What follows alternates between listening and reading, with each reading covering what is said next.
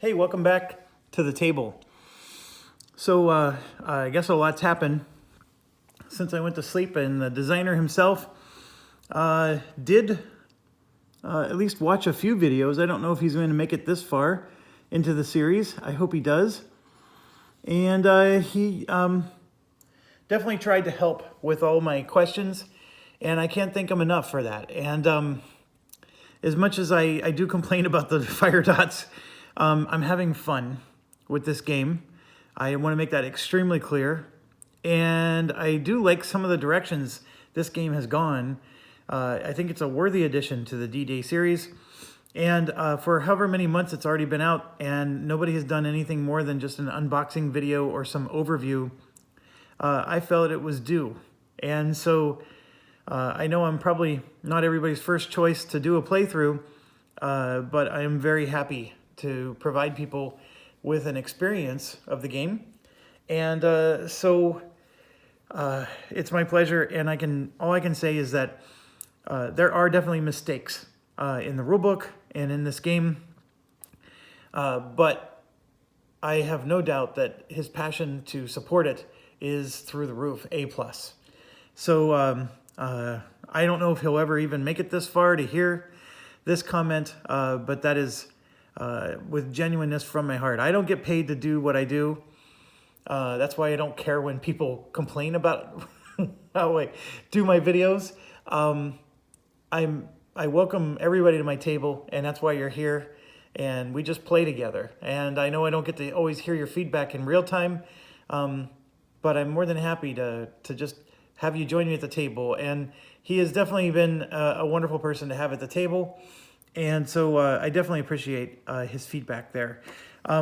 Okay, so now it's really funny because with that said, we are now starting game turn 7, which means the training wheels are coming off.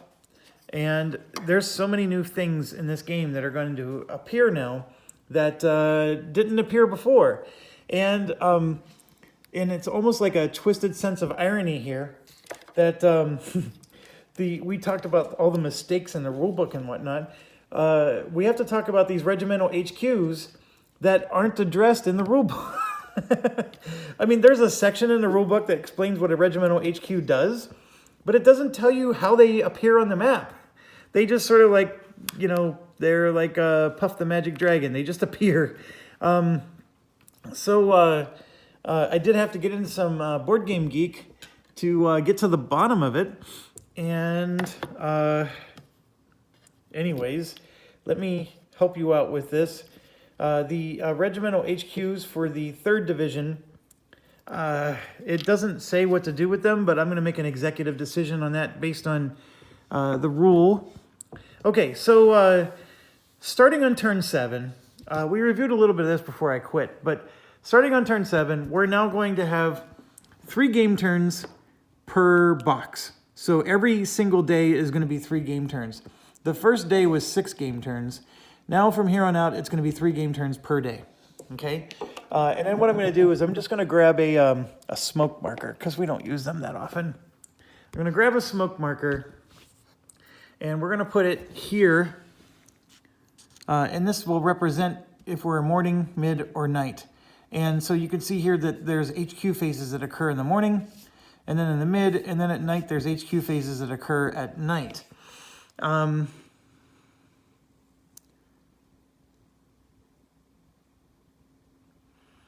Yeah, so we need to work that out. Now, I guess the part that surprised me is that there's HQ phases at night. I totally didn't realize that there were. In fact, I thought an HQ phase occurred every day, every turn, even in the midday. And I think I need to revisit that. So, see, that's what I'm saying. The training wheels are off. And what I got is I was so hung up on this other thing, and I was proud because I have it all looked up and figured out for you. But these HQ, or regimental HQs, the rules explain that they start on turn 7, but it doesn't explain where you put them. And do they land, from the beach?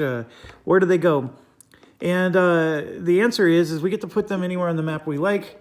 as long as they're near a battalion, the battalions that they control.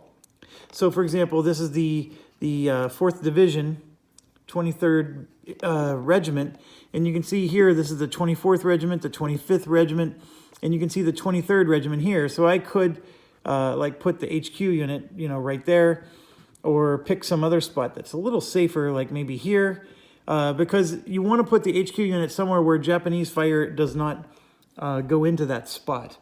And in doing so, that'll allow you to convert it to a command post. And then the command post will give it range so it can do all kinds of wonderful, good things. So the strategy that this opens up is through the roof. The other thing that happens is if we have units that aren't in range of command, they're not going to be able to move or do anything until they get into command. So we've been moving every single unit on the board up until this point, and now that's no longer necessarily true. So how does it work? Okay, I wrote it down here. The regimental can form a what's called a command post. And so what you do is these guys can move around just like any other unit can, but you can flip them over and they become a command post. And then when they're a command post, they can no longer move. But you could always at any time flip them back. Now, why is that a problem if you were to flip it back? Well, once they become a command post, you use this little green chart here, and you can see that they start off with a range of 2. And for every turn that they're a command post, it moves up. You see that? And so eventually it'll get to a range of 5. So after so many turns, it'll actually have a really nice range around it.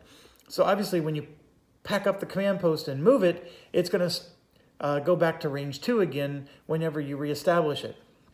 Okay, so, but we're going to have to do that several times if we ever plan to get to Sector 4. The other thing is it commands all 3 battalions. So your battalion HQ units, the ones that I've been using to charge all the pillboxes, they have to be in range of the regimental HQ, or otherwise a lot of their abilities get truncated. And I'll explain what that means in a second. So the battalion HQs have to be in range of them, and then it can control 1 extra battalion that's outside of its regiment. So for example, let's say we're doing the 24th Regiment. I could have 1 battalion from the 25th Regiment join me for the ride. Right here, the battalion HQs must be in range, or otherwise they get their truncated abilities. We'll talk about that. The regimental HQ commands tanks and engineers, division and corps artillery, and I didn't write it down, but it controls the naval guns and stuff like that. So in order to do the artillery or the naval guns, etc., you need radios.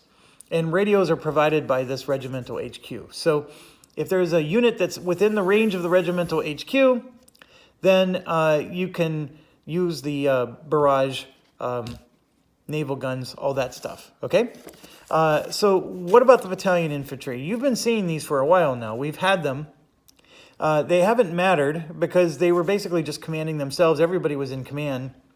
But here's the thing. It always commands itself. So even if it's outside of the range of the regiment, it will always be in control of itself. So we can still send them when they're suicide runs, and like we've been doing. All infantry that are in battalion are controlled by it as long as they're within 3 hexes of the battalion HQ.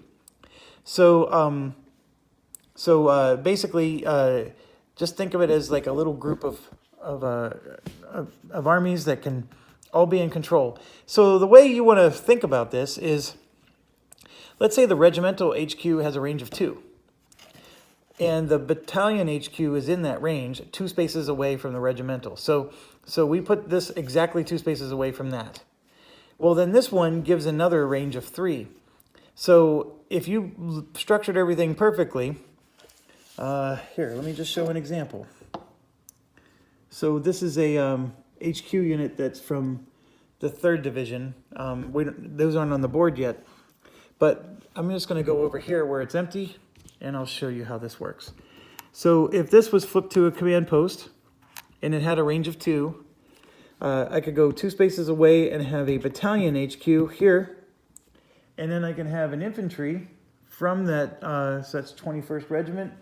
I can get this one. This infantry can be 3 spaces away, and I still have it in command.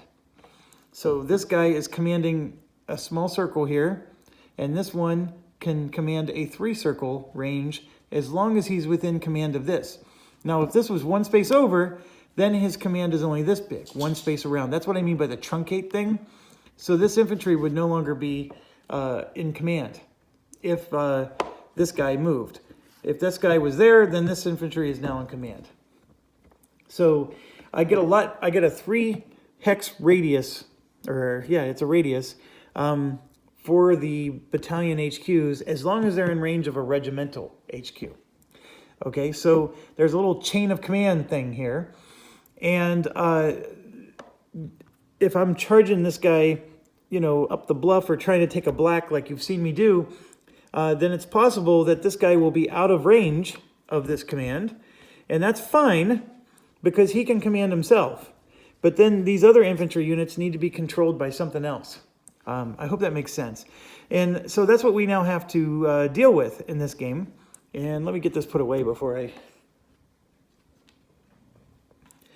So we now have to deal with that. And we get to place all the HQ units out.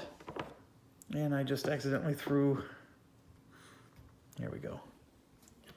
So we get to place all the regimental HQs out and go from there. Okay, so strategically, what does that mean to us? It means everything, to be quite honest. We have to decide where are we going and with what units, right? So, for example, these heavy weapon units that I've been marching across to take black out here, you can see that this is the 25th Regiment. And then the other one is from the 23rd Regiment. So it might make sense to have the regimental headquarters somewhere over here so these guys can stay under command. What's interesting is they have a star on them and they look like they're a leader, but I don't think they are. I just think they're badass. They don't actually have leader properties other than they just don't have they just have a star symbol for purposes of getting hit. The 24th Regiment, if you'll notice, isn't one of those. So what we could do is we can make the 24th Regiment go after the airport hexes, you know, go north, right? So the 24th Regiment can go north, and then I'm going to have the other 2 regiments go this way. See how that sort of works out, where we have to now sort of like divide up where our troops are going to go and what is their specialty going to be. And in a similar vein, if I come over to this side, we know we have some HW hexes here. This is the 27th and the 28th Regiment. So the 27th and 28th might be used to take Suribachi, and then I can put 1 regiment to go help with the airport as well. So we can sort of like divide and conquer that way. And then that's the idea. Now, how much is this going to work out? I've been moving these units around and just using them wherever I see fit. They're probably all over the bloody map. And so that's... one thing you may have noticed I was trying to do, I was trying to keep the 4th Division over here and the 5th Division over there. How well I did a job of this, I can't tell you. But that's what we need to do, okay? So that's going to be during the HQ phase. What else is new? The other thing is that we have morning, evening, night. And most of the time, it doesn't make a difference, except at the beginning of every morning, there are certain things that are going to happen.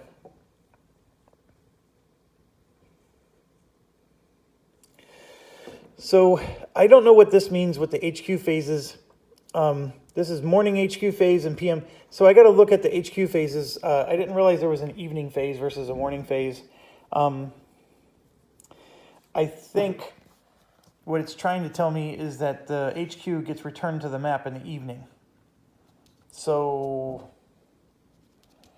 that would be in case like if an HQ got damaged, it gets taken off the map. Well, it would come back in the evening. And so I think that's what that means. But I don't know. So I'll look that up once we take our break. I don't think we need to know right at this moment. We're in the morning phase. So one of the things that happens in the morning phase is we always get, every morning we get one of each, naval and air attack. And remember, we can only ever have two. We have 2 4th Division artillery, but I think if I remember correctly, we just got 4 more. In fact, we might have gotten that on turn 6. Yes, on turn 6, we got 3 more points.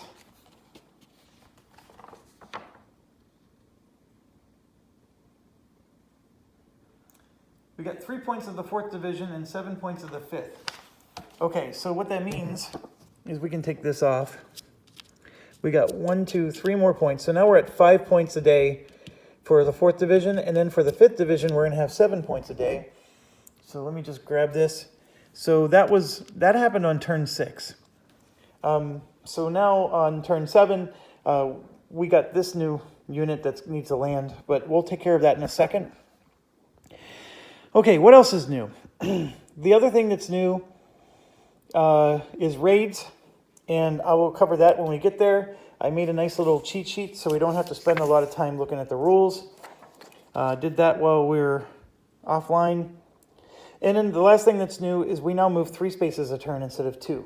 So remember, the muff rules still are in effect. So with the way muff rules work in this game, moving 3 spaces instead of 2 is not that great of a thing. But if we did somehow take Suribachi, we could, get across the map quicker. But there's another exploit in the game, and it's not an exploit. He designed it to be this way. There's this thing called putting units in reserve. And so you can see there's these really big green boxes over here. These are all the reserve boxes. So we can take a unit, put it in reserve, and it'll actually heal every turn. And that healing effect, some of it will use our points. And you can see we have infantry points here that we can spend.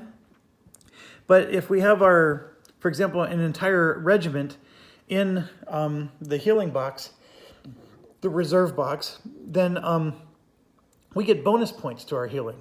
And then there's tank bonus points and engineering bonus points. There's a lot of bonus healing that occurs.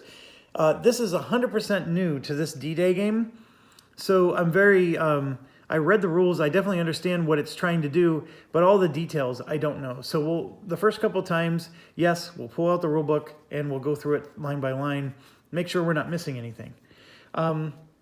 So that's that. And a lot of this we're going to see right away because the healing and those kind of things occur in the morning. And in fact, I'm starting to think I need to write down a morning, afternoon, night card, because there's a lot of stuff that seems to be based on whether it's morning, afternoon, or evening. And I'm not...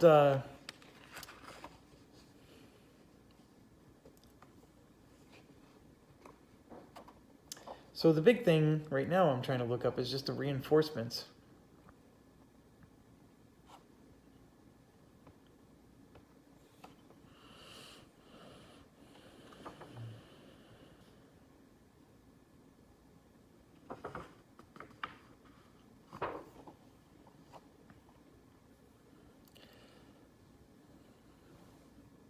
So there's 3 types of replacements: tank, engineer, and infantry. A unit not in reserve can only replace the replacement step in the US HQ phase of the first game turn each day, which is the morning. That's what they mean to say. So if you're on the field, we can replace units on the field only on, right now, the morning phase. So game turn 7.